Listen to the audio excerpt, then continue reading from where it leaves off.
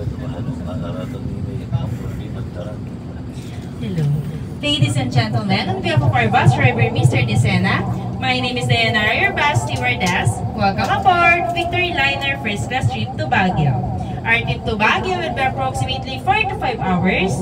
For your comfort, we have a washroom located at the center section of the bus.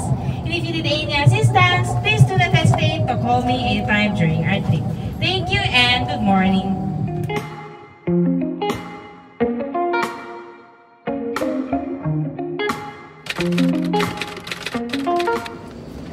We're going to Baguio, first class bus. Look, it's 1:30 in the morning. We'll be there by 6. For now, we're just gonna take a nap. Right? Antok yan. Ilang oras lang, 30 minutes nga lang ate. Diyos ko Lord. Naka-first class pa ka. Diba ka? Sige, mamaya na ulit.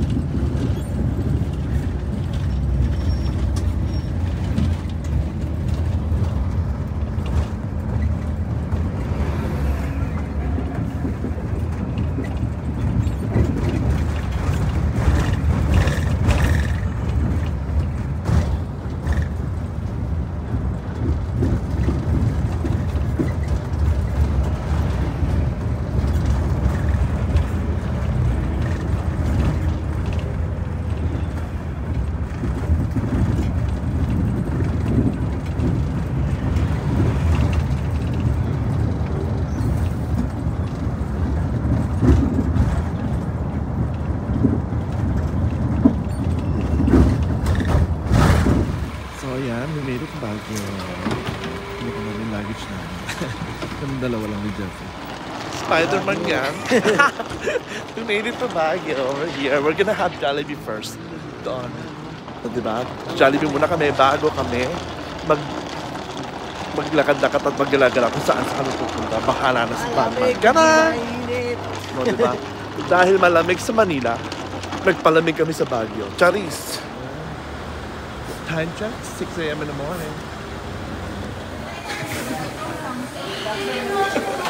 So, ayan.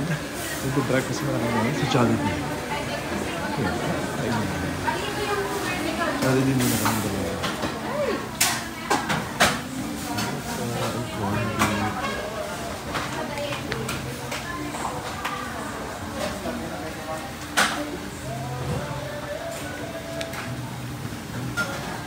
Yeah, we're having breakfast with Jollibee. Favorite Jollibee. Diba?